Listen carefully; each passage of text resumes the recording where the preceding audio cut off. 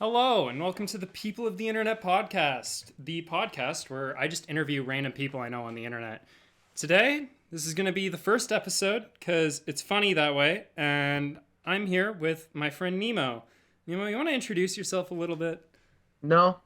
You know what? Fair enough. I'll introduce you for you. No, no. I'm Nemo. I'm just kind of a little goober. Just, Yeah, I'm, yeah, yeah, yeah, yeah. yeah, yeah. Oh, Yeah. oh, while I'm doing this live, I'm gonna post this in the fucking video as well. I'm not gonna edit this out. Am I adding my voice mod to get rid of background echo? Yes, I didn't realize it actually worked. You fool. Anyways, yeah, I am a fool. Today we're gonna talk about just video game roleplay stuff because I met Nemo on Gmod doing Star Wars RP. Yeah, cringe. I know, but Indeed. I mean, it was fun. What did you think of Everfall? Like, let's be real. Let's talk about Everfall for a little bit here. I mean, it was interesting because Star Wars RP is like a dying genre, and it has been since it was basically invented. And Everfall was like the first time I've seen in years that there was an actual server that achieved that like whimsy that old Star Wars RP had back in like 2016. Mm-hmm. Um, and it also followed the standard. It was just the standard 2016 Star Wars RP. It lived, it was great, and it died quick. That's how Died that due was. to the same way Yep, every bad other Star Wars management. RP dies, just bad management. That's just Yep, what you get with Gmod RP. yeah, So that's just how it goes. before we just talk about Gmod RP for the next, like, oh God knows, let's talk about just some other things. So my first question is just, what are all the different role playing games that you've played? I know a bunch of them. Let's see what you think. Like, what are all the role playing games that you've played in the past, put a lot of time into, and just what did you enjoy? You know? So there's two games that I would say that I played that were actually played for the sake of role play, but there was another one on top of that that was very much in a similar genre, and I'll get to that in a second. Mm-hmm. So the two real role play games I've played are Gary's Mod and Roblox. I know Roblox is even more cringe than Gary's Mod. I'm a cringe guy. Yeah, yeah. Um, but those I played mostly for the sake of actually like joining and role playing as a character. But I've also played Star Citizen in a really like organized group that might as well have been role play. It's not like we were playing as characters, but we were functionally role playing a space military. Um I'm glad you brought that up because if you didn't, I was gonna call you out for it. I was gonna be like, yeah, no. You've done Star Citizen. Don't say you Yep, haven't. I have. That was fun too. It was interesting because it wasn't like character driven like the other roleplay stuff I've done. It was more of just a like. I mean, a lot of the people there were actually veterans. It was basically so for people to just feel like they're in a military, but also it's in Mm-hmm. space. Star Citizen, I view, and I think most people will agree, very similar, is just like it had a very bad rep for a few years, but it's Hmm. also just the most ambitious game that you can get. The way I compare it to anyone who asks me, hey, what is your thought on Star Citizen? I say, have you ever played Tarkov? Because end of the day, Yeah, Tarkov has more like refined systems than Star Citizen. I will admit that, but Star hundred Citizen is percent. something entirely different, but they both have the same end goal of being this like perfect game. Or Tarkov is the perfect military simulator, military role play game, whatever. End of the day, that's what it wants to be. Star Citizen is the best all around, like the best of I call it the best space. space life sim Yeah. specifically because it's not just like space sim. Oh, you're simulating being in space. It's also a life sim. Once it's done, if their plans actually work, you could reasonably just play the game and never fucking go to space. Mm-hmm. Am I allowed to swear on this podcast? Yes, Okay, I fuck you. am gonna be very bad if I'm not Yeah, allowed yeah. to, because I I swear too thought much. so. I thought so. I wanted to You double know check me though. more than enough to Yeah, know I that. assumed. I assumed. Yeah, unless you say some very like racist Well, shit that I have to go obviously, out I'm and not. cut out in the Obviously, I'm future. not gonna be. I'm not that kind of guy. I'm not gonna be That's why problematic. you're first, that because that makes sense. I'm like, do I want to interview Nemo, someone who I know I'll have a good time talking about some random topic and we could even talk about a million other topics? Or do I want to go interview like person number 93 from Gmod server that I haven't talked to in 3 years? It's going to be a hell of an interesting podcast to watch and listen to, but God, am I not excited for editing that one. Yeah. So like we're not going to talk about Star Citizen for too long because I want to Yeah. Yeah. focus more on other roleplay games. But you said Star Citizen's not character-based roleplay, and I'd have to disagree on that. As someone who nowhere near has played as much Star Citizen as you, don't get me wrong, but Mhm. from what I've seen, it's, and I will go on this in a few other games in the future as well. Character-driven roleplay is way more, do you want it to be character driven roleplay? I know a lot of people in Star Citizen, like look at med runners, for example. Yeah. Their entire thing is role playing, well, we're space medics, we're whatever. And I view that as playing a character. Because until you are no longer playing yourself in what you do in those exact scenarios, it's a character. That's the best way to put it. I definitely get where you're coming from with that, and I do agree to a degree. And I think Star Citizen is entirely, it does work for character-based roleplay, but when I say character-based, I more so mean that the goal, the what you're Mm, doing is pushed forward by individuals. For example, med runners. It doesn't matter if it's med runner A or med runner B, they're still doing the same thing. It's not that their characters are distinct. Um that's I guess that's fair. how I put it. Distinct characters, which again you can entirely do in Star Citizen, but That I is fair, yeah. personally haven't done that. Yeah, I can understand that. And I guess that's the same with most games. Depends on the differentiation in my mind is when you go out to roleplay, is your roleplay going to be, hey, in my opinion, this is what my character would do? Or, hey, in my opinion, this is what I would do. And you Yeah. can't really tell, hey, in my opinion, this is what I would do. That's just you playing the game. And Yeah. Star Citizen is a game where, and you've been very fond about this on topic or conversations we've had about Star Citizen in the past, where you play the game and you look back at the things you just did and you're like, that shit's a movie. Holy fuck. Yeah. And it's moments like those where you're like, oh, hey, yeah, this is just me playing something as a form of escapism, which I kind of view as most roleplay things, which is interesting. But let's get away from Star Citizen because we could Sure, talk about sure. that for hours. We could. And let's talk about Gary's mod for a bit because that's kind of where we're actually, you know what? No. Instead of that, let's just talk about the differentiation between role playing in a game like Gary's mod or Roblox or just a game similar to that. Mainly those two because those two are the ones that you've More played. sandboxy games. Yeah, like a sandbox game, end of the day, just a sandbox game. And comparing that to a tabletop RPG. Because I have my opinions on it, but my opinions are from the perspective of a game master or what in D&D would be a dungeon master or a DM. What are your opinions on like the difference between video game and tabletop? Yeah, so to clarify, I haven't done extensive amounts of tabletop, but I have done a little bit.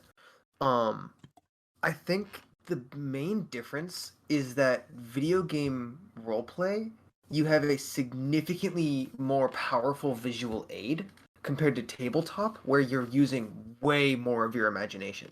Now, usually in video game roleplay, you still are using your imagination. You still have to fill in the gaps, the limitations of the game. But tabletop, your entire job as a player is to fill in those gaps. It's like comparing reading a movie or reading a book to watching a movie. Um, they're both ways of telling a story, and they both can be used to tell similar stories, but some of them have advantages in one ways, and some of them have advantages in others. Um, it tends to be in tabletop games you have a lot more freedom depending on how the dungeon slash game master is handling it. Um, but at the same time, it requires a lot more. like cognitive, what's the word? Consistency. Yeah, Um, and that's there's a why I lot don't more think I could room. get into it. Yeah, there's a lot more room for people to have different ideas of what they think is happening. And so if I think thing A is happening, and then you think thing B is happening, and then we both try Hmm. to do something about that, it adds confusion, and then that's a whole nother layer of like how of like it gets in the way. Yeah. And it's kind of the same with reading a book. When someone were to come up to me and like I would love to play more D&D. Like the only time I've properly sat down and played D&D was in some random class, and I don't think I'm allowed to cuz I literally burned down a forest, killed my entire party and ran away with like my druid paladin like monk best friend. And I did all this while I was a sentient chair wizard. Like That makes sense. That makes sense I for you. I am chaotic as hell. And the reason I like video games, as specifically sandbox ones, so much is because it gives you the opportunity that a lot of things don't have, and that is the visual opportunity of things. And it's just when you can see exactly what the person is trying to portray, it is a lot more engaging to do. I agree. I, Um, Roblox is good for it because it's way easier to make things for it. The downside to Roblox is it's not as mature. Like that's not yeah. what the player base is. And it takes away a bit more of the realism and a bit more of the I am in person, at least to me, because it doesn't have the graphics to provide for that. It is, end of the day, Roblox. Now, I've kind of opposite of you actually. I've done Gmod and I've done Minecraft RP. Now, Gmod, like at least Roblox and Minecraft are two separate spectrums. I'll both agree they're harder to do. They're entirely separate. Minecraft isn't as good as a platform as Roblox because you can't create as many things as easily. And I kind of view Gmod as like the best current made application for it. Because we'll get into the better one in a bit that's being developed, but no promises on how well it's being developed. But as games currently stand, if you want to go out with a group of friends, make a D&D like project, I'd recommend you do it in Gmod. As weird as that is, as long as you know the people or know the maps or whatever that you want to do. I think Yeah. you kind of understand what I mean by that, right? Yeah, no, I totally get what you're saying. And I do agree that I think Gmod is a better source or engine, I guess is the better word, for Hmm. roleplay in most contexts, but it has serious limitations. It Yeah, that's the is issue an with it. FPS, and if your roleplay is not based on the concept of an FPS, it doesn't work in Gmod. Hmm. Even stuff like just melee weapon like medieval roleplay, which people have tried to do in Gmod, and it just doesn't work very well. Um, it's a damn good FPS, but it just if it's not that, it doesn't work. That's why I think I disagree with you partially with Roblox, not I being the just best haven't in give it some the full contexts. experience. But I just like for graphics wise, if you wanted to do nothing but graphics, right? That was my You'd do exact point Gmod. though. Yes, yeah. Gmod is the best thing for roleplay if you have to have good graphics. But I think the thing that Roblox has is that it has the visual aid. And I also want to get into one other thing that is a major difference Hmm. between tabletop and uh video game. But it has enough graphical fidelity so everybody can know what they're looking at. You're not going to look at something and be like, "What the hell is that?" Yeah, that's fair. And But I've it seen still the gives you room best of for the best. imagination. Yeah, yeah, that's fair. I've seen the best of the best Roblox has to offer, right? Like, Yeah. you can do some insane things with graphics in Roblox. The issue is, if you just want to join a community, it is way harder to do that on Roblox than it I is on agree with that. I Gmod. agree. And like no matter where you go, the doors when you try and get into video game roleplay instead of tabletop, the doors are just way more like hard locked. Like there's a padlock on it. You need to Yeah. know how to get in. And to get in, you have to know where to find the communities or whatever. The way I view it is it's like cuz D&D and tabletop roleplay has had a resurgence in the last few years with things like Dimension 20 and whatever else the other ones Critical are. Role is another big Critical one. Role. they've had a resurgence, and for a good reason. They're fun to play, they're fun to watch. But I feel like if you could do something similar in a online video game format, it would just be way better. Cuz like you can do everything you want to do. It's just a matter of, do you know how to make a game for it? So, Yeah. yeah, like I've played a lot of, I think the only main role play I've done in Gmod was Star Wars RP. I've done a bit of Dark RP. Dark RP wasn't my thing because it isn't really a role play scene. It's more of a game Yeah, hailed as like it's it's chaos. It's chaos simulator. pretty much, yeah, that's the best way you can put it. And like, as someone who didn't role play at like peak time on Gmod, it never really fell into place. I fell in love with Star Wars RP because the community around it when I joined was so god awful in the best possible way. Like, let's be real. The Gmod roleplay scene as it stands sucks. Like, to the point where the creator of Gmod, fucking Gary Newman, said, I hate roleplay. Yeah. That's just what it is, because it's so toxic. And I think we said this earlier, but like, every Gmod server that is successful, minus things like Ice Fuse or whatever, where those will last for years and years, but they're like an entirely separate game. If you want to create a community of roleplay, it'll last for like maximum 6 months. And by the end of it, everyone's going to hate each other because someone was toxic. There was a bunch of falling outs. There's going to be 8 different spin off servers that come out of it. None of them are successful. The community fizzles out after 2 years. It dies, and there's 8 dead discords. Like, I'm a part of so many of those communities. Yeah, Like, same. that's just the way it is. Do I want this to change in the future? Yeah, for sure. Do I think I could make something that would change this or like change the whole concept of it? Yeah, for sure.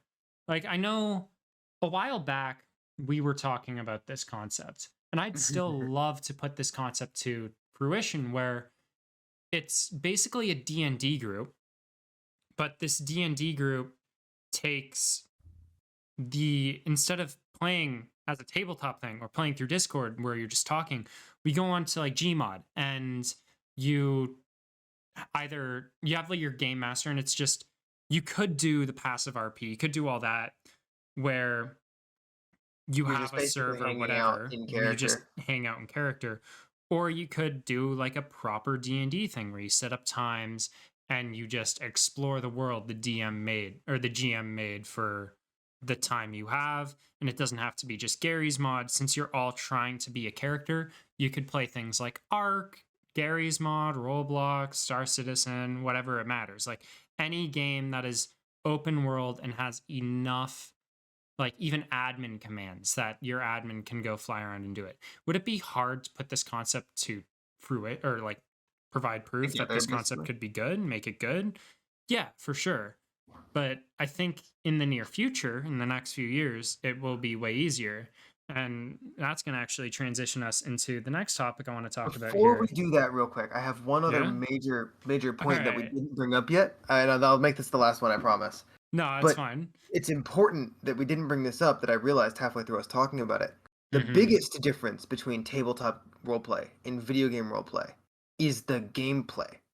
Mm, Tabletop yeah. roleplay is entirely strategy by its design and by its nature. Mm-hmm. Mm-hmm. But video game roleplay, there is a level of you actually are doing the actions that you're saying you're doing.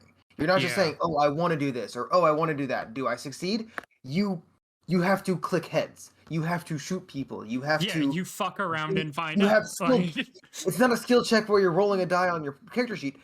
Are you actually good enough?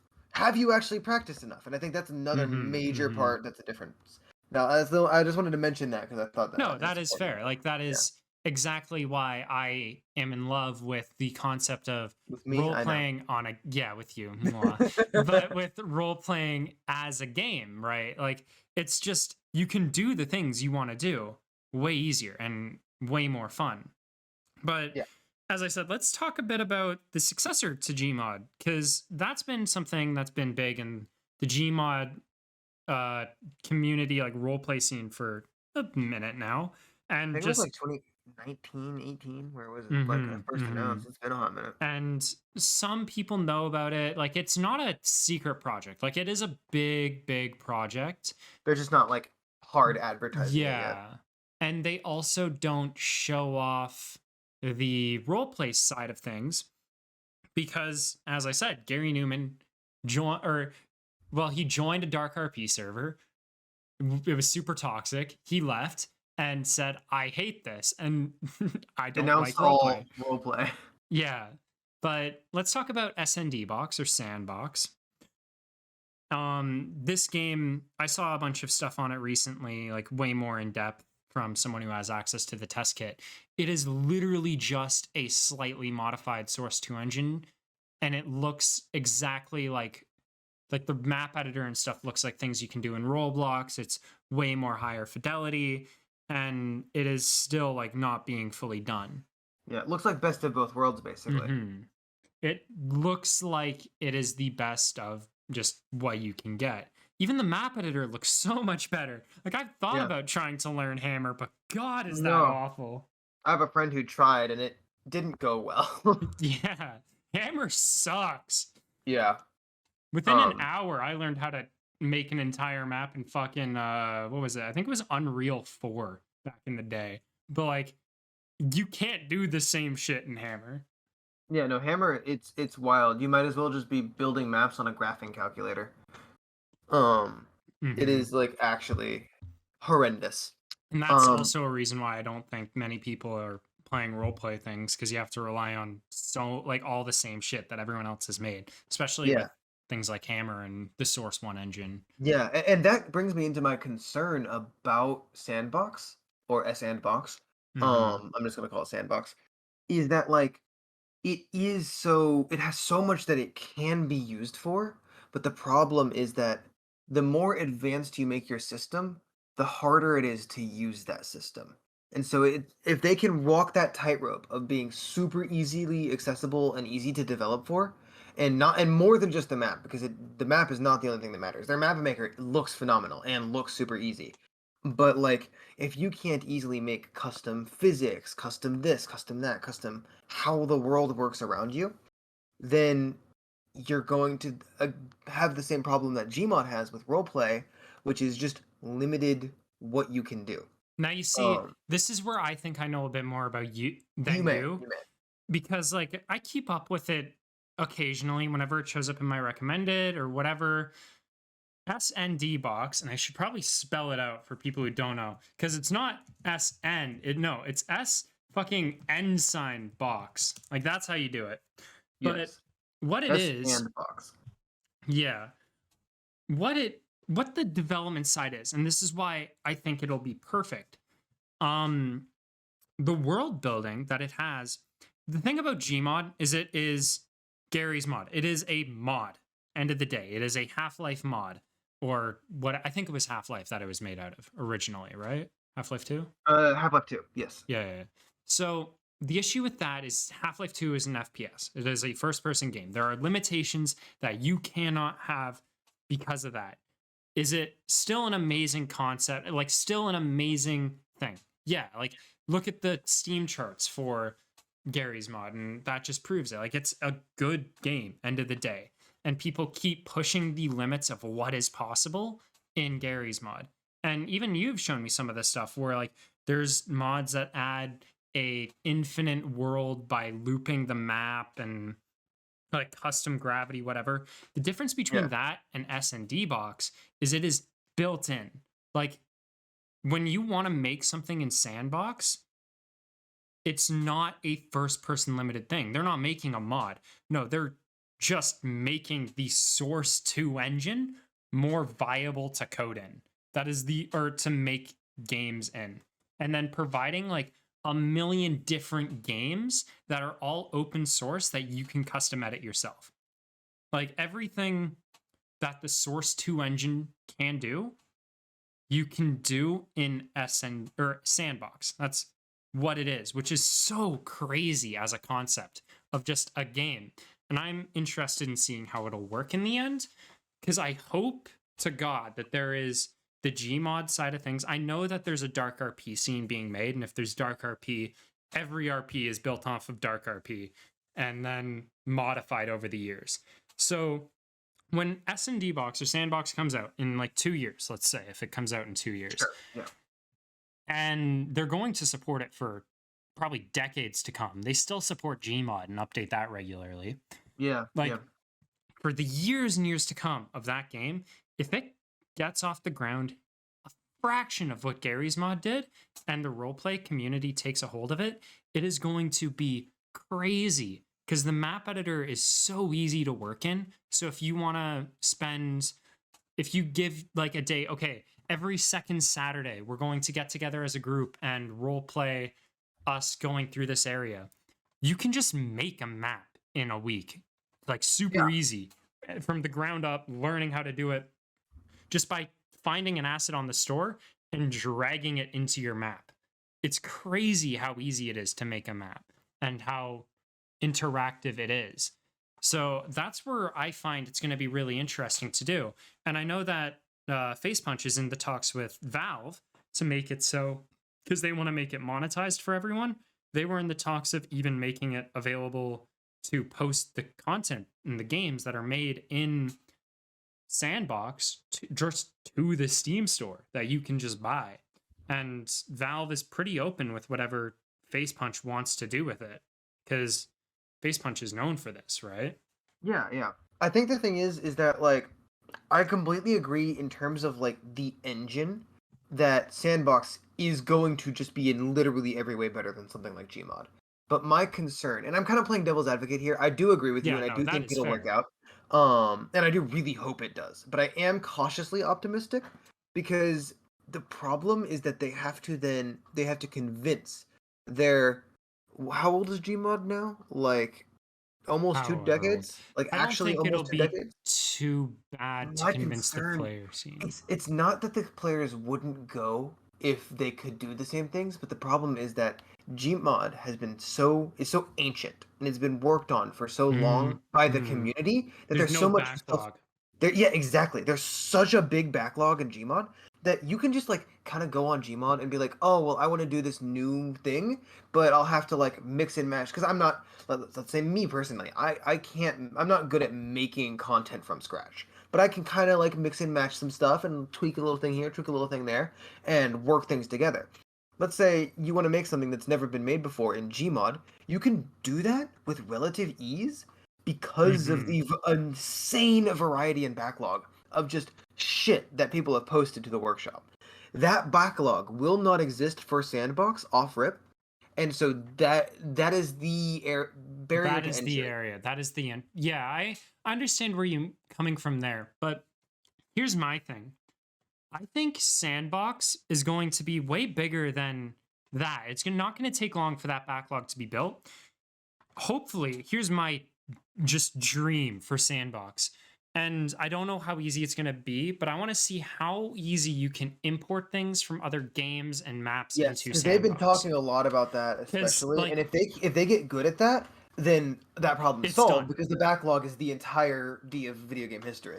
Yeah. Oh, Like, let's be real. People are going to scam together anything they can find from ROMs and map files and whatever and throw it in. Like, yeah, maps aren't an issue. What is going to be interesting is I want to know how it's going to work for a bunch of other things, because I think if it comes out the way they want it to do, even if it comes out in a way that the community hates, they're just going to redo it. Look at what they did with Rust. Like, yeah, Rust was yeah, entirely reworked from the ground up a year after it was released, yeah. right? I That's think fair. like some very similar things will happen to Sandbox. I don't exactly know how it's going to work, but like I feel like this is the next step in the evolution of it, and might be like the final step until Source 3 comes out, right? Or until some other new software comes out that makes it impossible. Like maybe because they wanted to add VR support, like native VR support to it, which is the thing I'm most excited for when I learned about Yeah, that. same. Because native VR support is a thing that doesn't really exist in the roleplay scene that much. Like, The only thing I've seen a little bit of it in is VR chat and Rec Room of all mhm. things, but it's very small. I've explored the Rec Room stuff. Rec Room is insane for it. Like the Star Wars roleplay scene on Rec Room last time I joined is like one of the biggest experiences. Like That's really cool. scary. And there are limits because Rec Of Room course. model limits aren't that good. And I never really talked to the community or anything about that. I'd love to, don't get me wrong, but it's just not something I had the opportunity to do. And I was playing Yeah, with, I think, like TK and Ember and a bunch of other people at the yeah. time. So I was like, look, let's join this and fuck around and run around the map. And then there was like 12 teleporters, and I was like, okay, this is too much for right now. We're all a little not sober. Like, I've had a few drinks by this point. It wasn't that good. But I Yeah, think like Sandbox has every opportunity it needs to like be the biggest possible game. And it's like going to probably even be better for a game developer from a game dev standpoint. Like a lot of game devs working on Unity or something. The video I was watching was talking about like, yeah, a bunch of these Unity game devs might just say, fuck it, let's stop developing for Unity and start developing for Sandbox. Because Sandbox, if you can directly port it to Steam and stuff, is direct support for multiplayer. That is their main focus. And Unity only just got that in 2022, and it's still being updated. Like a bunch of multiplayer games right now, it's so hard to make multiplayer because you have to basically make it yourself yeah. and like do all that yourself. Gary's mod, you don't really have to that much. It's one of the main focuses, and Sandbox is going to be the same thing. It's like so hyperly focused. And with a game with the title of Sandbox, it better be a damn good Sandbox game. Yeah, yeah, no, and I think it will. I think I almost see Sandbox more as an engine or a tool than Because even that's something like what Garry's the Mod. developers are making it to be. Yeah, That is that's what what it their is at the end of the goal day. is. But I think that if they can get over the hurdle of onboarding their community and getting through the rough early start that is guaranteed to be there while new content is being made, because that's why something like Bone Lab suffered, which is Yeah, not a role play game, so I won't go too into it, but it was intended to be this big, like first like really mod there focused was no VR game, backlog. but there was no backlog of mods, and they didn't have enough to hold people by the scruff of their neck to make those mods, I think and so Sandbox will now, be fine because yeah, they I think it still they will, but current yeah, even like the game's not even going to come out for another like 5 years. Let's be real. They keep saying, yeah, we're going to release it soon. We're going to release it soon. I don't even know when it's going to come out, but like there's developers making the content right now. yeah, and I Like think that's a there's good a point. big dark RP scene I think being made right now. Yeah, the thing that Bone Lab did wrong is that they not only did they not release their modding tools to people early, they Hmm. didn't even release them on launch, which was a Yeah, that was the major issue. mistake. Yeah. That is the like main issue that they wanted. I don't know. So let's talk about something else here for a Sure. second. How do you think video game role playing communities differ from those in other types of role playing games? Like, let's Like, say first person role playing games, single player role playing games, or like maybe text based role playing versus voice chat role playing, like things like that. yeah, I see what you Because mean. we've talked on tabletop, but there's so many other roleplay communities. Let's talk about some of those for Yeah, a I second. have one of the things that you mentioned that like caught my attention was text-based versus voice-based, which is a Yeah. big thing that I've had a bit of a like learning curve with since I've gotten into the Roblox roleplay stuff a lot more recently, and that is a lot more focused on text roleplay than something like Gmod, which is what I'm used to. Um it there's a lot of difference in how it's done, and I do personally prefer voice-based role play, because I feel like you can get the thing for the reason that I like role play is that I like getting into character, like basically method Yeah. acting.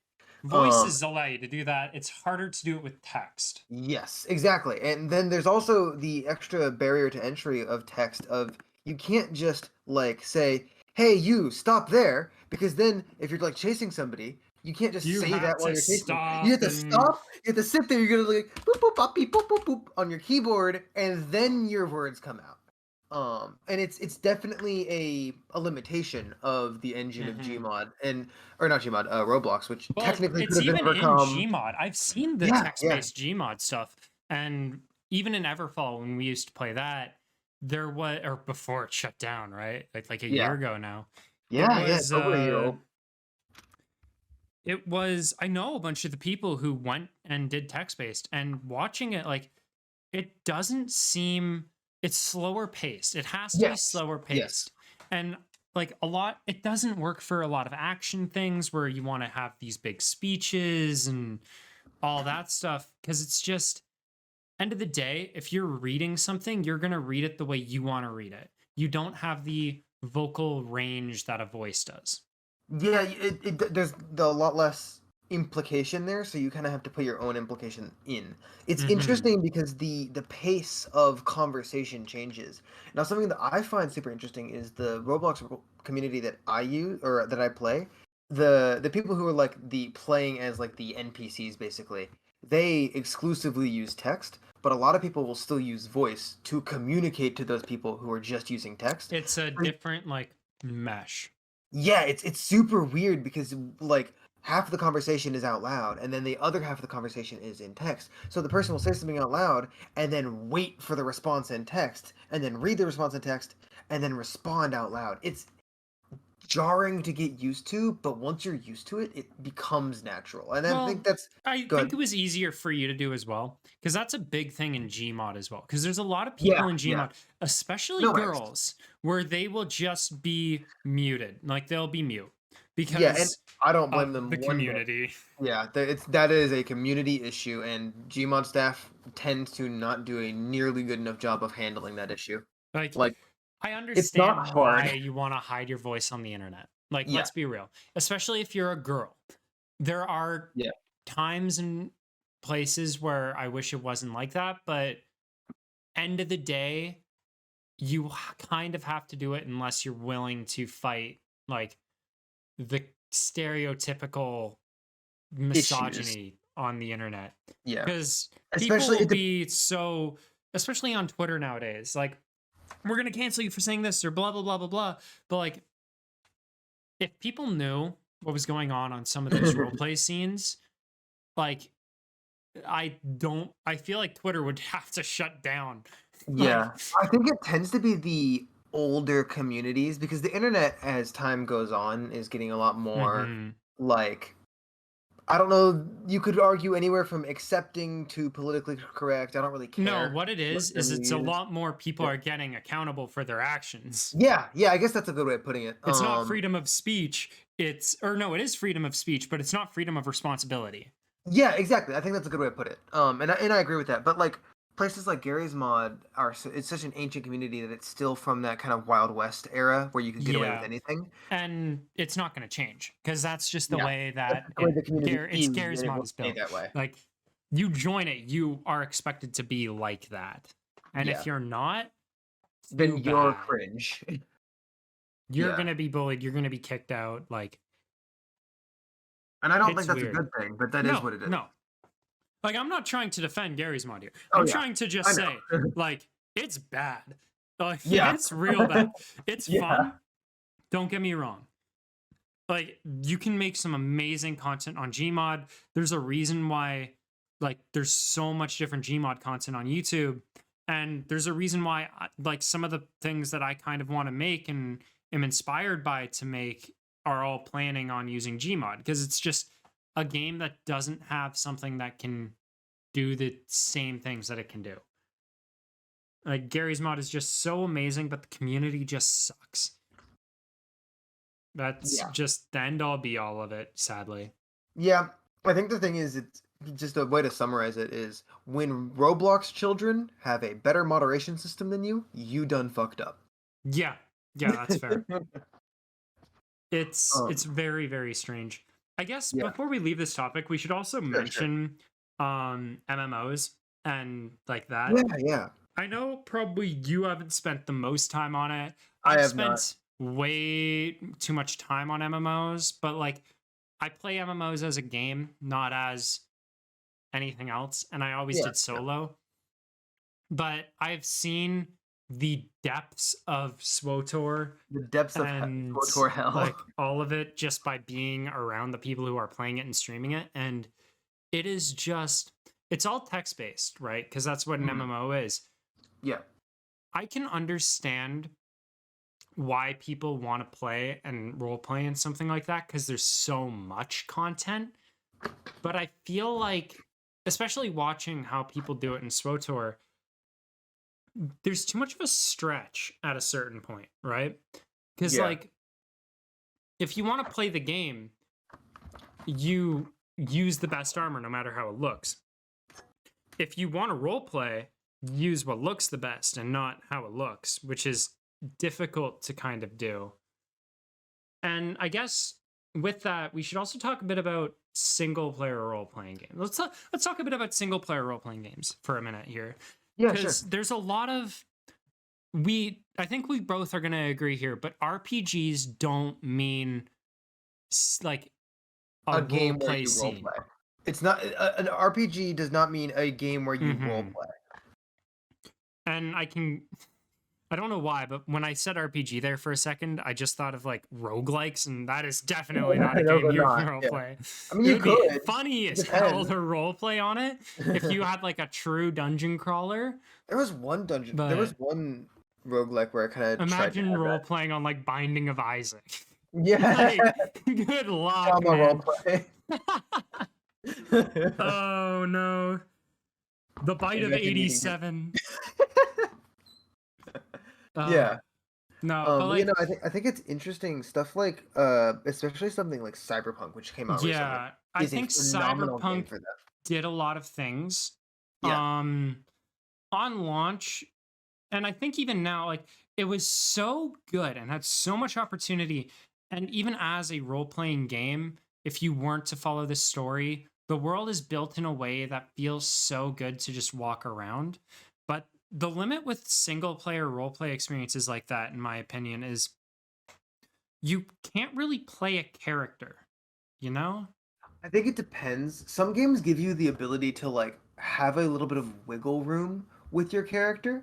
I think one of the best games that I've played that I actually felt like I got into my character, that was my unique character, recently was actually Outer Wilds. It was a single player game, and I'm not going to get too deep into it, but the game is entirely focused on just exploring and discovering the world.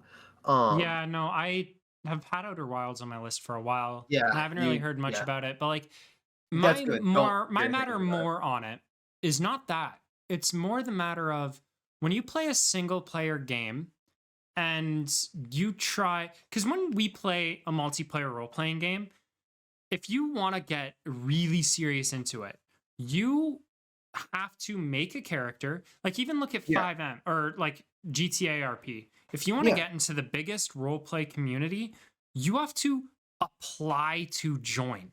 Like, you have to write out an entire character description. Yourself in some way.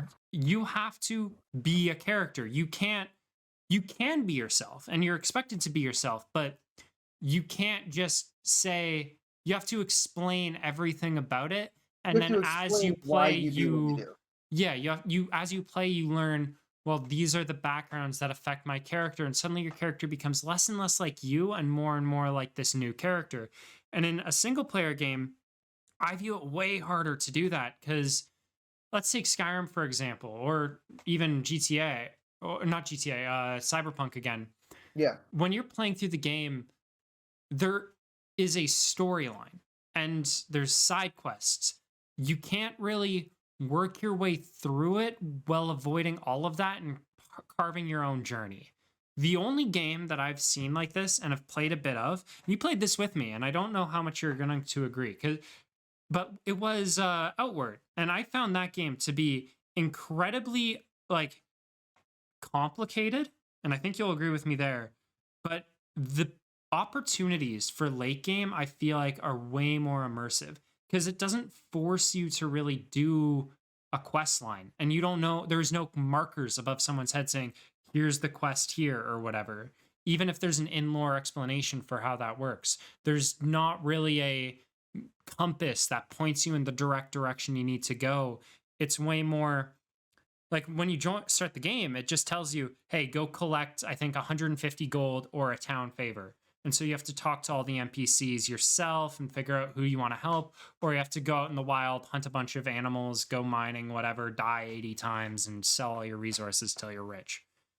Like, Yeah, I think that we didn't get very far in the game, at we least I didn't. We didn't. got like an hour and a half, 2 hours in. Maybe if that. But like I do agree that there's a lot of opportunity there, but I think that the problem with something a game like that is that it doesn't play off the best things that single player games can do. And I think that's that exactly what I'm trying to get at. Like, that game has the opportunity to do it, but because it's not multiplayer, it doesn't work. If that exactly. game was fully multiplayer, it would be amazing. But Yeah, because it's only two player, it doesn't work. It wants I to be a agree. single player role playing game. And those It wants to be a games, single player MMO, I think. yeah, yeah. And those games don't really work out that well. I'm going to be honest, I've played a lot of those single player MMO type games, but like they don't work out. They're not that fun in the end because they're just too complicated for something that there is no like background. I can Google how to do things, but I can't walk up to someone and just be like, "Hey, how do I do this?" And there's no There's big no sense descriptions of of things. like community, and it's much more difficult, and it's a harder barrier of like being invited by friends. And I think that's another Mhm. thing that like role play is almost always people get into it because they're invited by somebody else who is Mhm. already And into that's the it. same with tabletop as well, Yeah, right? exactly. I agree. Like because they're such complicated things generally that you kind of have to have somebody guide you along your first time getting into something, Mhm. who braved the path on their own or was invited by somebody else on their own. Um, it's when you try to do that in a single player game without there being an easy way for somebody to guide. And yes, that game does have multiplayer, but it's very limiting. It is a Um, very limited one. yeah, it might as well be like Lego multiplayer. Um, Yeah, it works for what it wants to do, but it isn't the best at anything it does.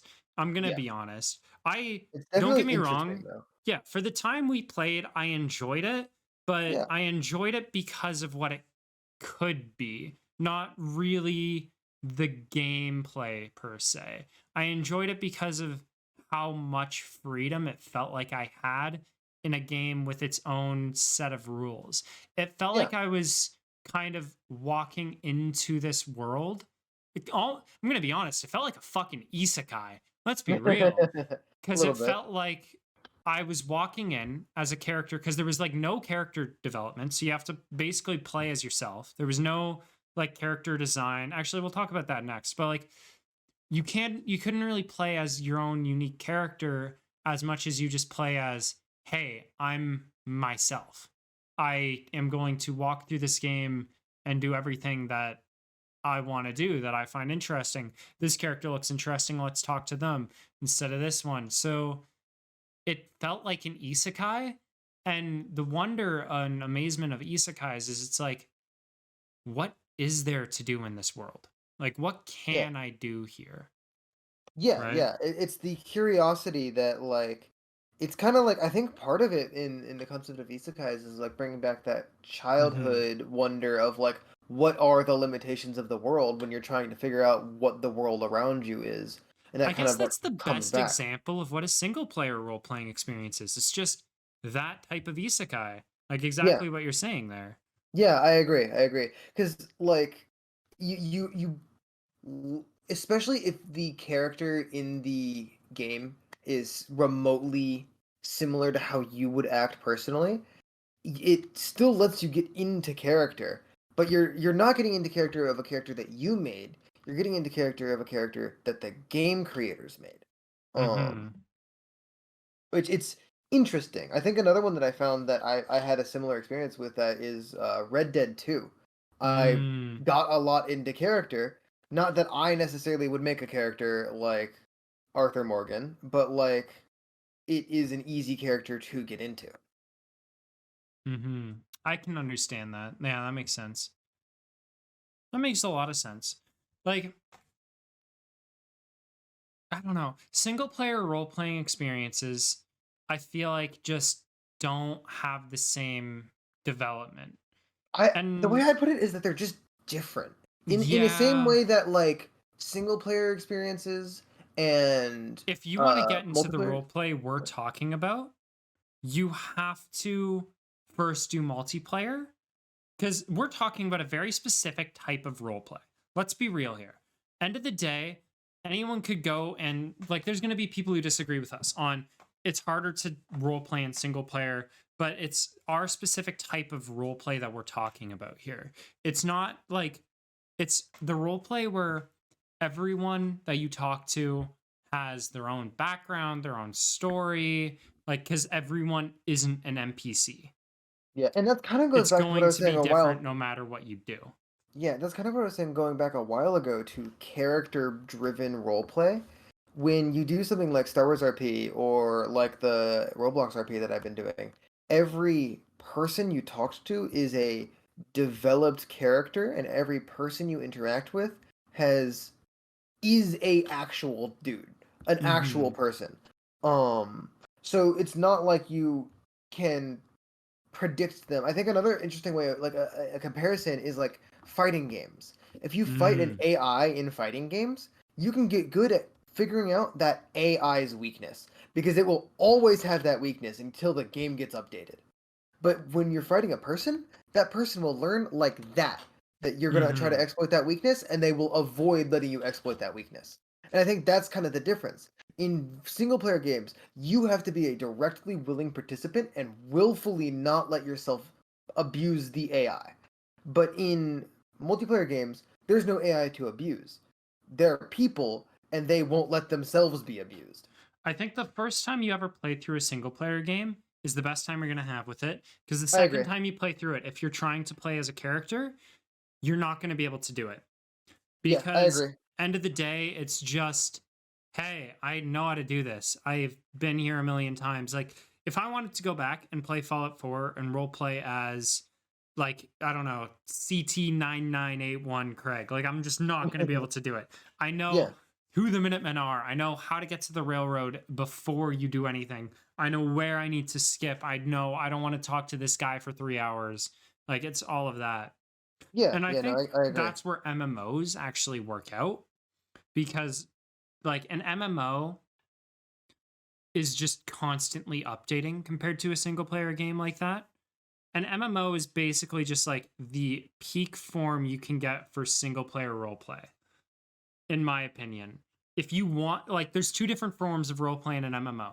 There's not talking to anyone and going through the storylines and talking to NPCs, because every NPC will give you a different quest and is like a novel's worth of text. But then there's the multiplayer side of things, which is just something we've already talked about and like more of what we're doing. It's just text based role play that we're so used to, right? Kind of get what Yeah, I'm meaning at there. yeah. No, I definitely get where you're coming from. Like, I think that it's just that the MMOs have so many different paths and so much extra Yeah, stuff that there's always going to be more stuff to experience for the there's first time. always going I to think be that that's new that's first the big thing with experience. roleplay is that it has roleplay only works when it's the first time you're experiencing it. So stuff Hmm. like tabletop or like Gmod or Roblox, it works because you are still experiencing it for the first time because it's new variations of stuff that you might have done stuff that's similar to. But with single player games, once you've beaten the game, unless that game has significant variation in its paths, um, you've done it before. You know what the What the case fuck? is. You good? Yeah, a ladybug just landed on my neck. I like swatted at it and I'm like, what the fuck? It's January, my guy. Yeah, you were supposed to be sleeping. Good night. I'm gonna put it over here. Okay. But yeah, continue what you were saying. Yeah, I was mostly done.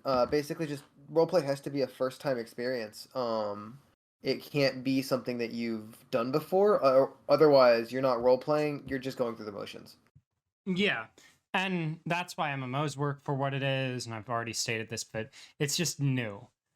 Yeah. Moving on from just this whole the idea and like the differentiate or different versions of role play and all that. Let's talk about actually the character creation side of video games Yeah. compared to other things. Like when you make a tabletop game and when you're role playing as a tabletop thing, unless you have like a minifig or commission an artist or are an artist yourself to draw exactly what your character looks like, I feel like it is very hard, and everyone will have a different perspective of what your character looks like.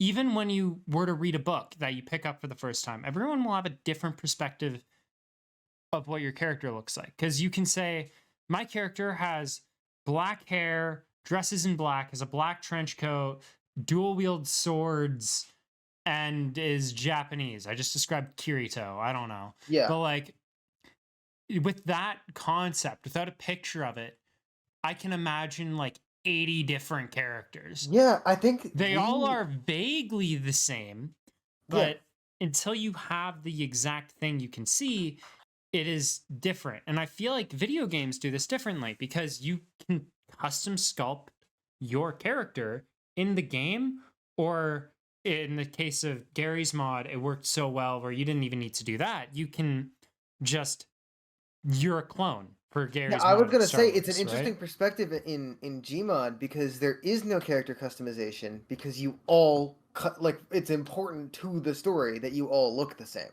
Mm-hmm. with minor exceptions. And that's why that worked so well. I think in Yeah, S&D box, you, if you wanted to, can like make the character creator. It's not going to be something that you can do like right yeah. off the bat, and And it's going to character take a creators are bit. shockingly difficult to make.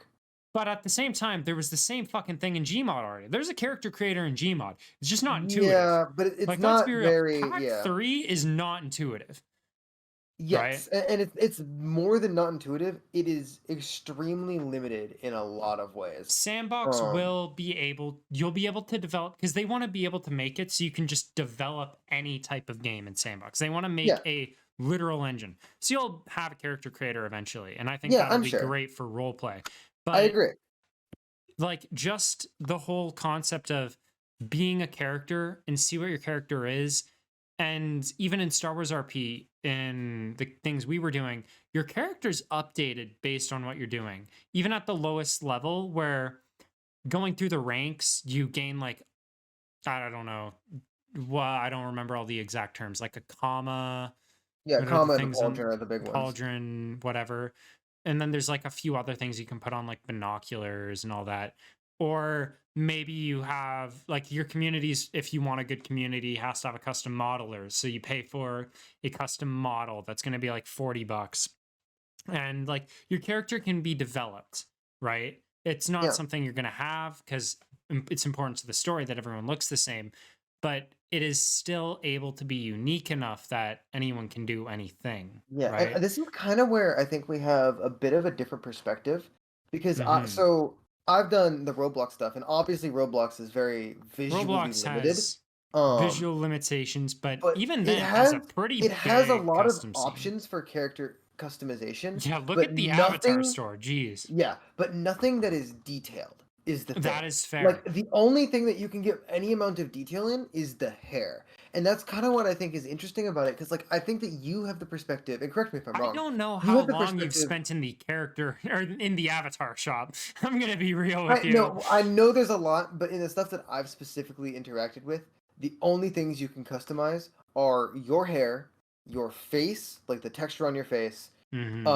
your like shirt and pants, but there's limitations on what you can customize, and that's it. I know there's a lot more in the Avatar store, but I'm specifically talking about like in the roleplay community that I was in. Mm. I think we have a different perspective here though, because So I think that you generally prefer the exactness of like this is exactly what it is, and I think that I kind of prefer having a the level bit of of wiggle vagueness. room. Yeah, Yeah, a little you bit of want a vagueness. bit of wiggle room. Now, I like the exactness a lot because it helps, especially as a game master and someone who's trying to build a story. It helps a lot when I'm trying to define this is who I am. This is Yeah, what I want you to believe I am, especially for a character I spent 4 months developing or a storyline that I've spent a long, long time making. I prefer the exactness of this is what it is. Like you Yeah. don't really have the concept of what it is.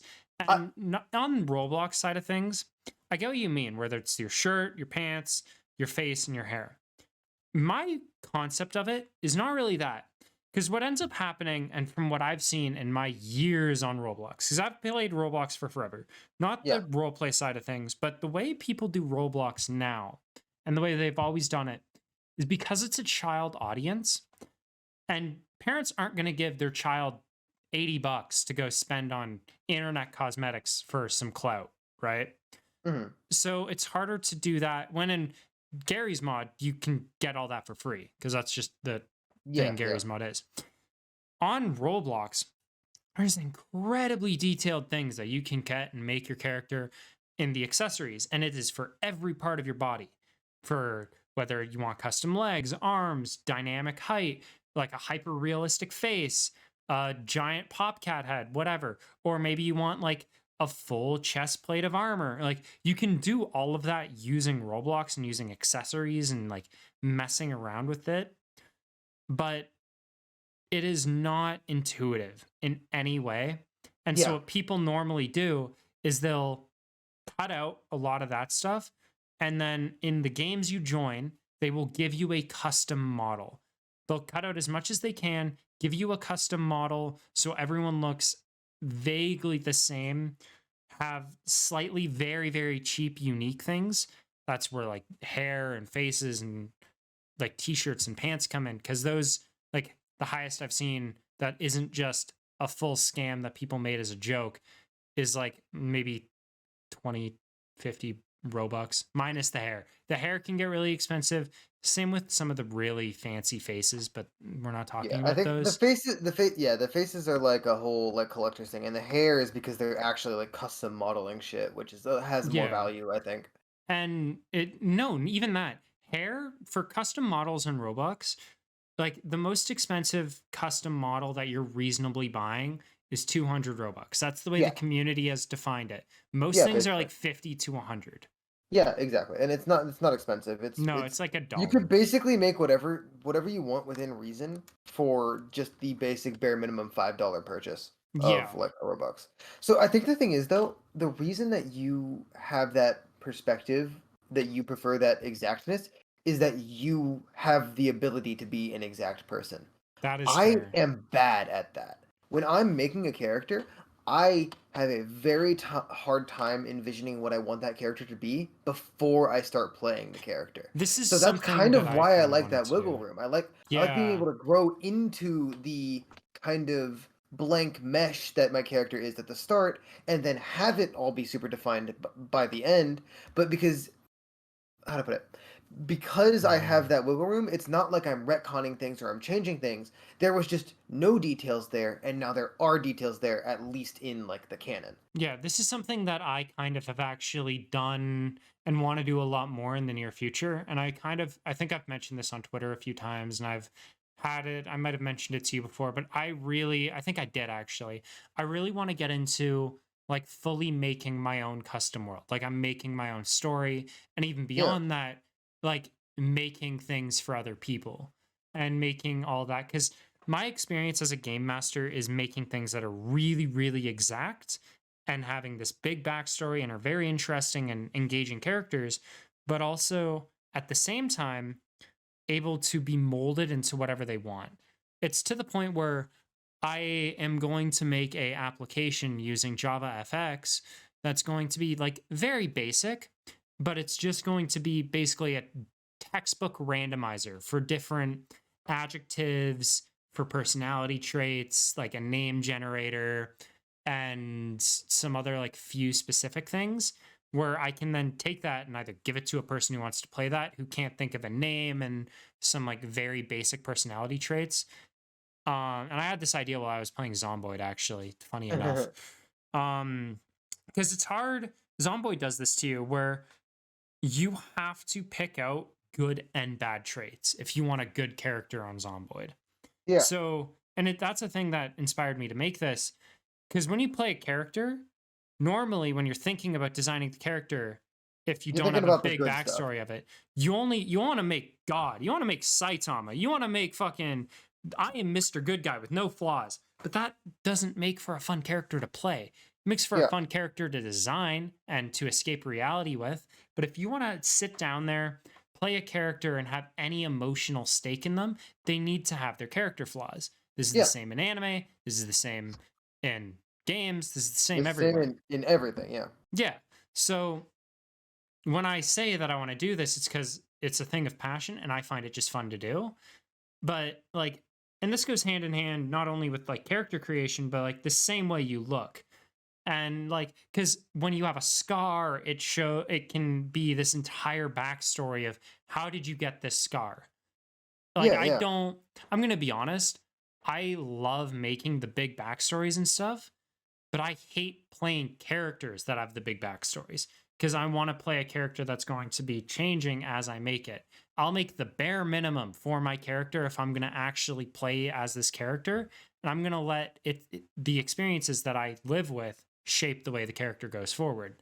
I'm going to make their childhood and then make the character like, if it's a character I'm playing, I'm going to make the character like at max like early 20s, like maybe 19 to 23 age range, because then you're still young enough that no matter what happens, it'll define your character. But you can also have a background where I was born in poverty, I escaped this planet, I moved on through here, I got this scar while I was running away from like my household, or I met this character who drove me to be the pirate king and I stabbed myself under the eye. I just described Luffy. Like Yeah. Goofy, One Piece. The One Piece is real. Like, end of the day, making a character is one of the most fun things about RP and role playing to me, because Yeah. you can just do so much and it's so unique doing all Yeah. that. And I completely get that. For me though, it's developing a character through the role play. Like what Mm, makes sense over the course of the role play? Because I generally tend to start like, especially when I join new things and I don't have like much of an idea of what is happening in the community. I start by just playing as myself and then mold that into a character that is not myself. That's how I got into Gmod. And that's how all of my clones have always been. That's where CT9981 Craig comes from. Craig is an entire backstory. Like, the name Craig makes no sense in the connotation of Star Wars nicknames, but it's because the nickname I mean, it kind of has does. real life significance. The main hero's name is Luke.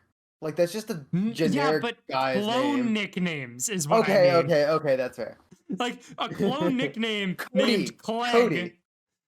Yeah, but like even then it was because like I don't remember Cody's exact background for the name, but I think it was like the commander, or I think it was Obi-Wan was Cody's commander, was like, hey, I want to actually call you by someone's name, right? When you have Yeah. fucking Gree and like the 41st things, like Gree got his nickname because he was obsessed with aliens and like rare specific types of Commander aliens. Doom.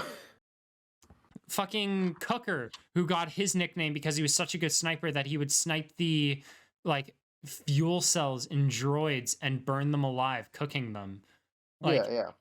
those are the types of nicknames the clones had because they meant something about what they did. Fucking Craig was just something that I came up with because some old lady in real life called me that. Like, Yeah, but I love that we ended up coming up with an actual like backstory for why you were called Craig too. yeah, and that comes from even before that, like the actual experiences I have had playing this Craig character over the years of my time on Gmod, where I went very, very in depth on Jawa lore. Like, I think I'm the most knowledgeable about Jawas out of anyone I know.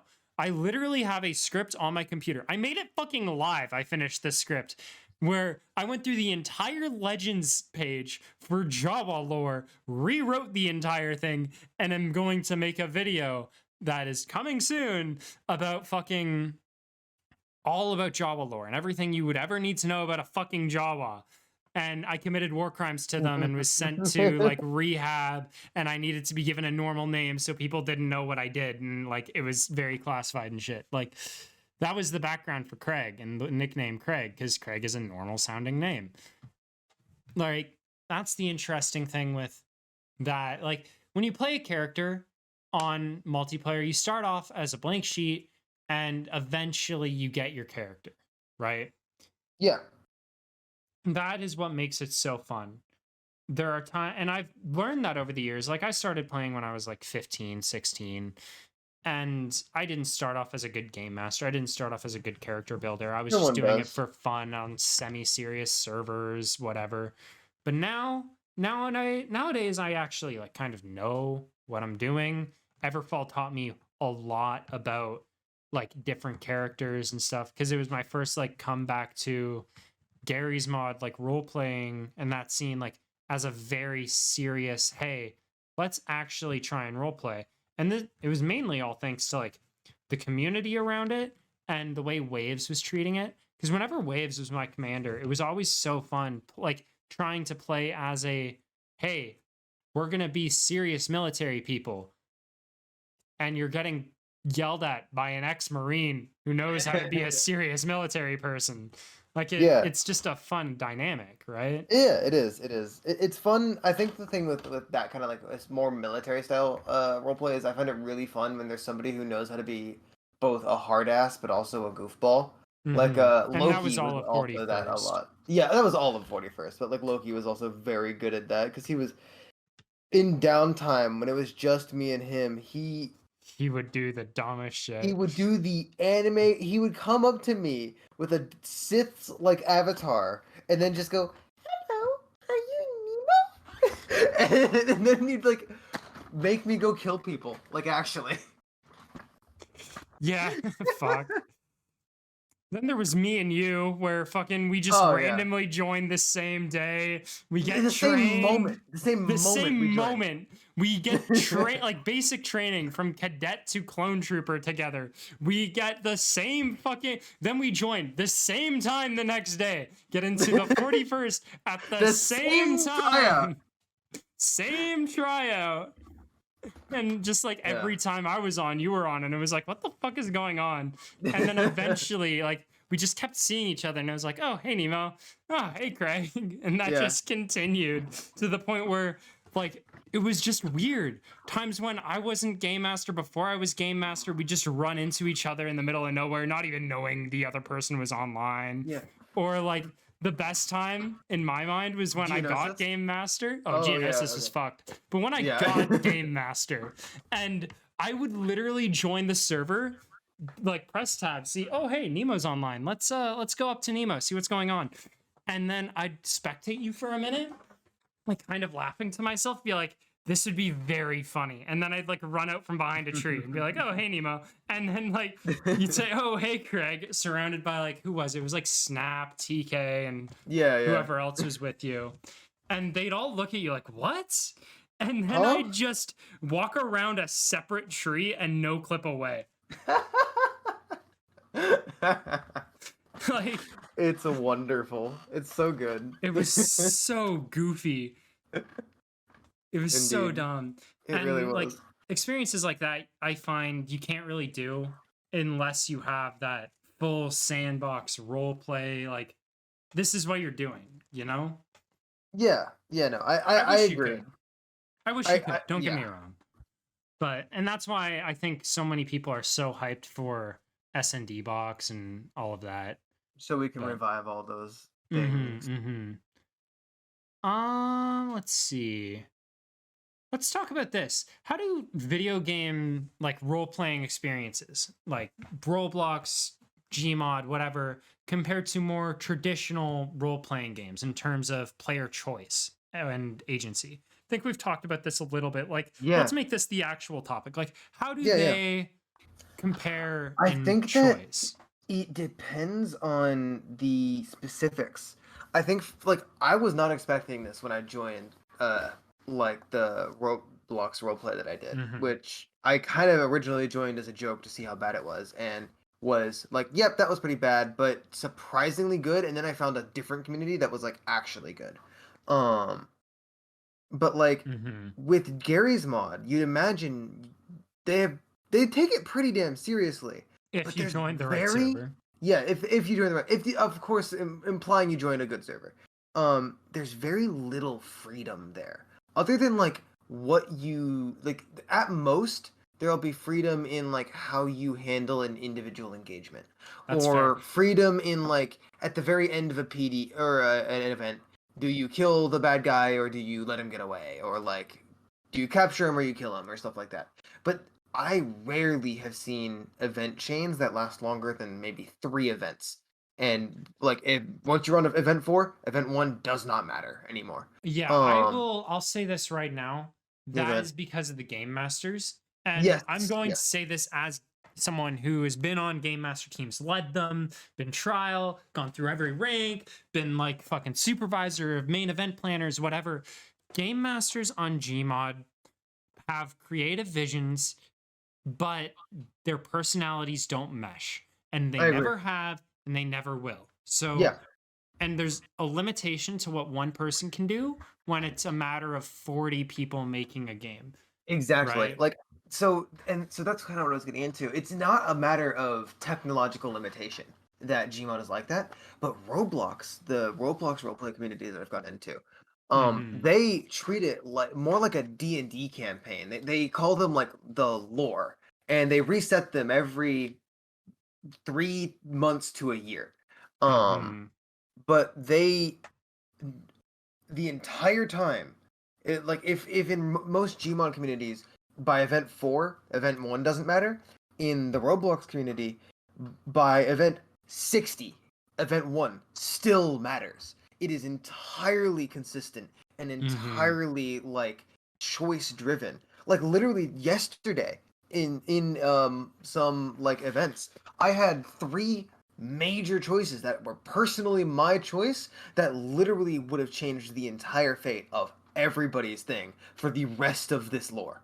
Um, Mm-hmm. and that kind of stuff just does not happen in Gary's mod. And it doesn't happen in a lot of roleplay communities, but it does tend to happen in stuff like traditional role-playing communities like tabletop. It's just a different perspective on how to handle it. Because I think It's how that the community does it. yeah, yeah.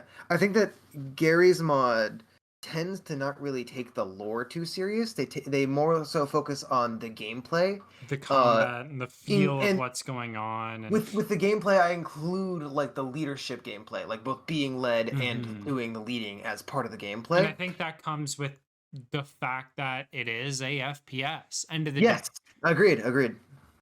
There's only so much you can do with it. Mm-hmm. While the Roblox, it doesn't have as much of the gameplay being that fun to rely on, so they have to rely on being really actually interesting in the world building and the world as a whole, not just the characters in the world having fun. Um, I yeah, think that's also why I like Gmod though, now that I think about yeah, it. and that's fair. I love the FPS side of Gmod, especially the RP scene. I love the fact that everyone's unique, but it's still an FPS. I think the only thing that I could get that would be close to it would be something like 5M or GTA's RP, but I will never join that side of games because I don't want to play a city roleplay. I'd Yeah, prefer, at least for my escape from reality, I like the more cyberpunk side of things. I like not knowing what's going on, not being based in reality, and going on great. tangents about fucking Jawas and rocks for 8 years while everyone's treating me serious and the Jedi are trying to kill me. Um, Yeah, that is a I agree. tangent about what just exactly fucking happened in Everfall before we quit. Oh my god, that was so stupid, and I didn't even mean for that my character to behave like that. I just talked very slyly, and they didn't like it. They thought you were like some like Sith informant. It was so dumb, and I loved it, and I played into the character at a certain point. I literally made someone turn to the dark side a few times. Like, it was Yep. rough.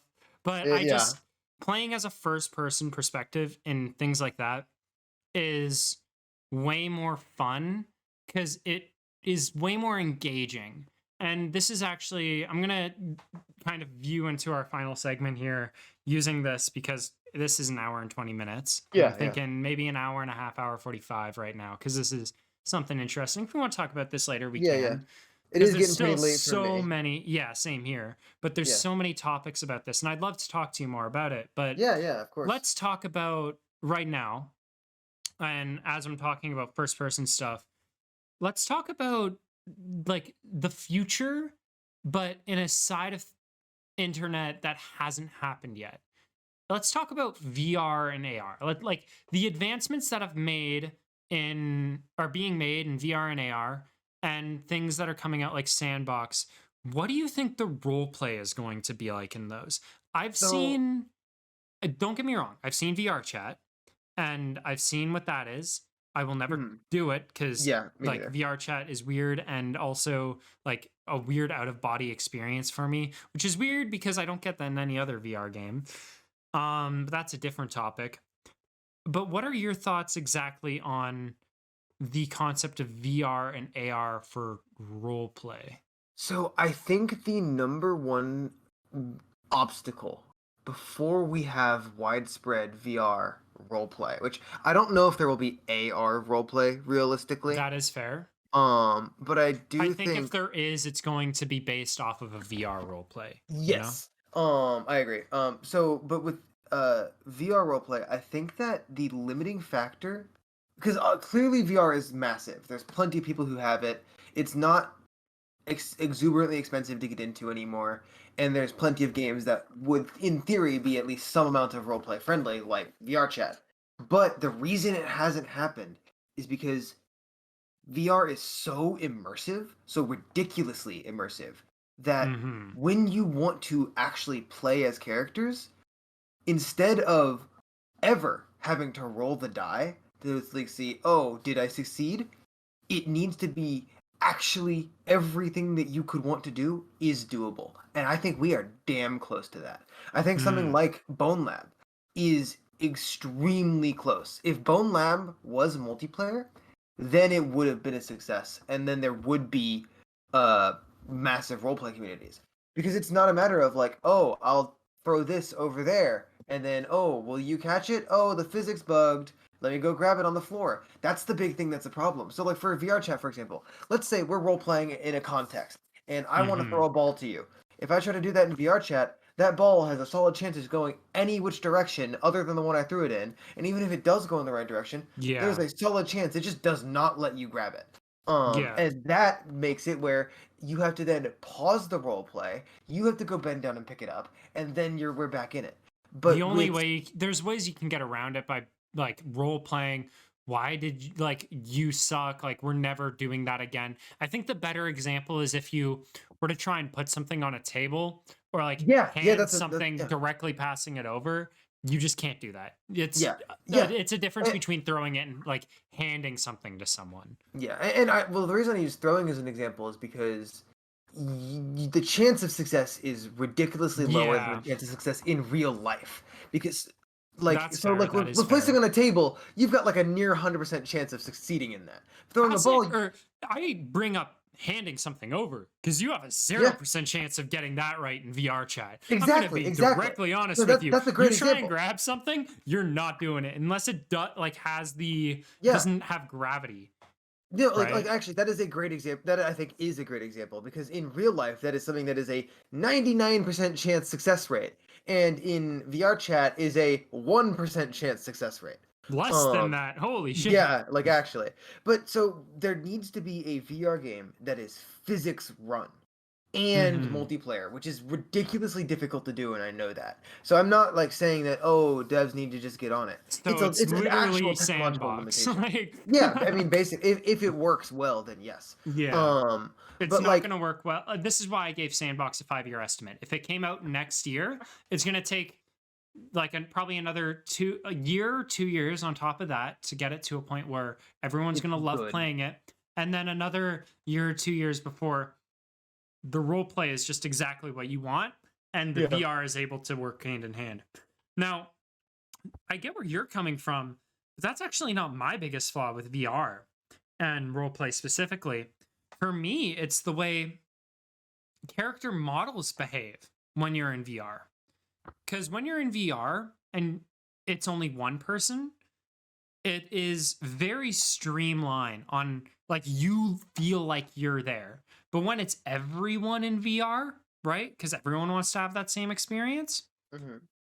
When everyone's in VR and you are looking at each other, like you don't walk normally a lot of the time. Like your feet like don't have the animation unless you're in full body tracking. But even then, that doesn't work too often when you have to use a joystick. I think to have true like I imagine there's going to be really good VRRP. Don't get me wrong. I imagine there's going to be really good stuff, and there probably still is right now if we went out and took a few Yeah, you hours could and searched probably for it. find it. You could But probably find it. I feel like the best possible VRRP is going to happen when full body tracking is commonplace, which is pretty close, Yeah, we're getting there. and something like the omnidirectional treadmill is way cheaper and works way better than it currently does.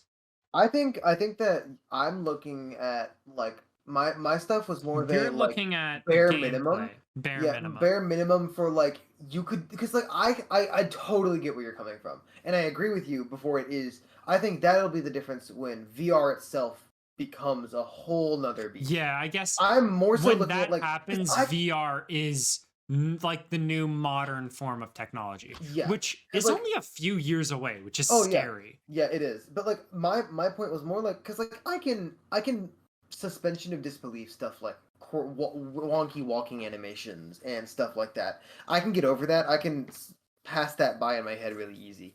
For me, I think the real limitation and the only reason that it's not there yet is yes, your ideas are stuff that would take it to it's you're borderline not in it's not even virtual reality at that point. It is Hmm. a reality at that point.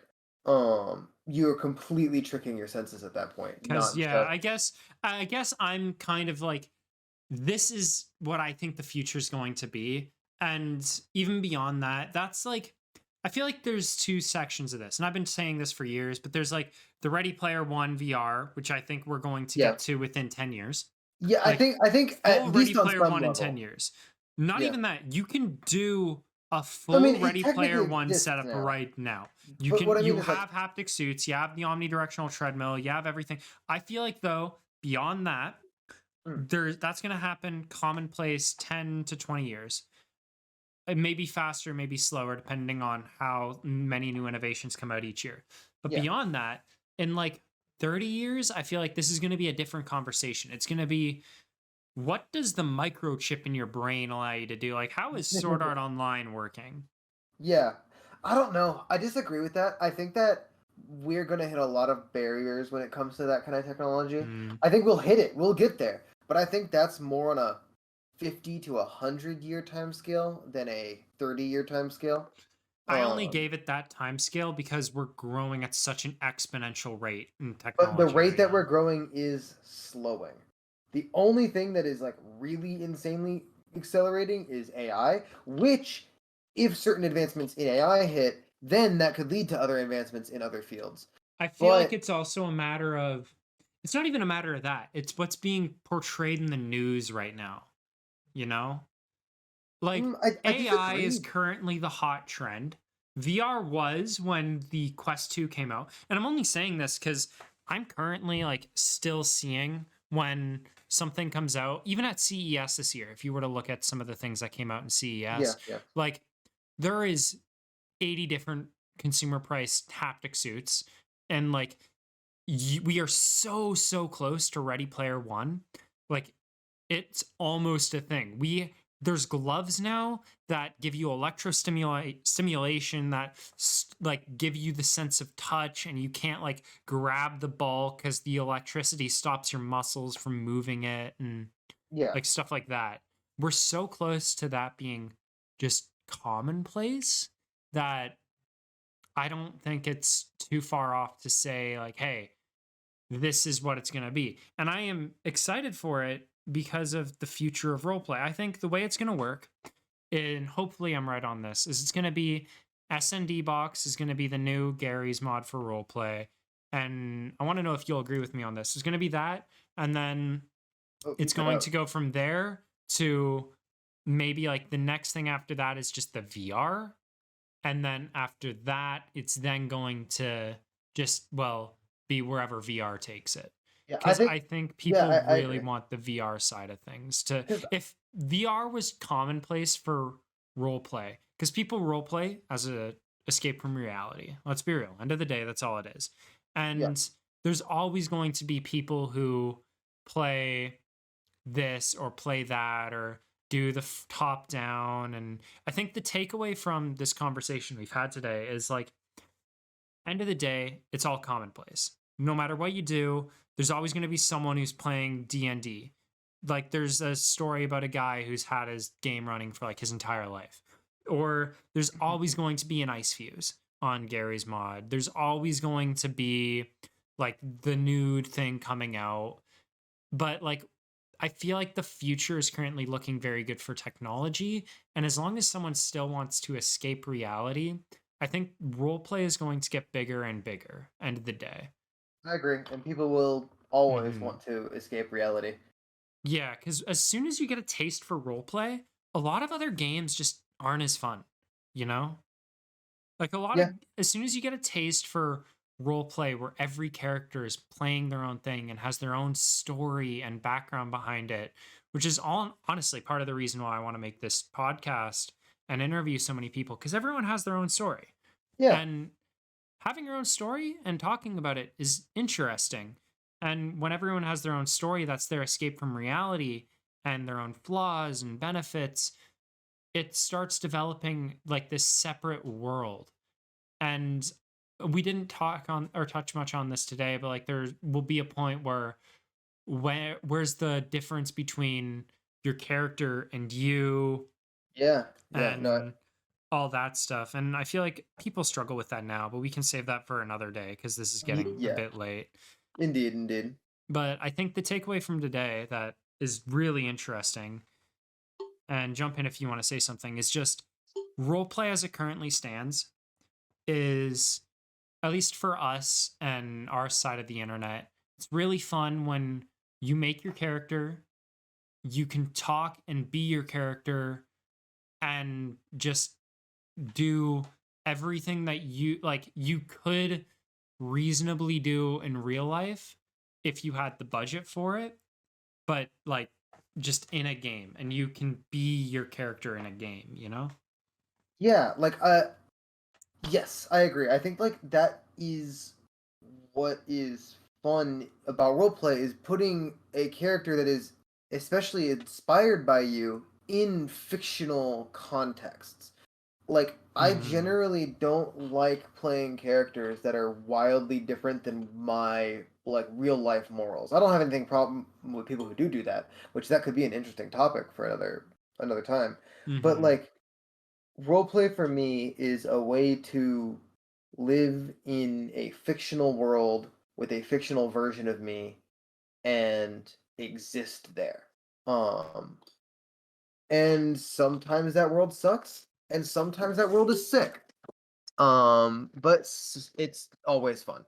And Mhm. because at the end of the day, roleplay is done for fun. It is It's whether some people's people take escape it, from reality. It's just yeah, what yeah, people do for fun. yeah. Some people take it too seriously, and some people don't. And it is fun, is what it is. Mhm.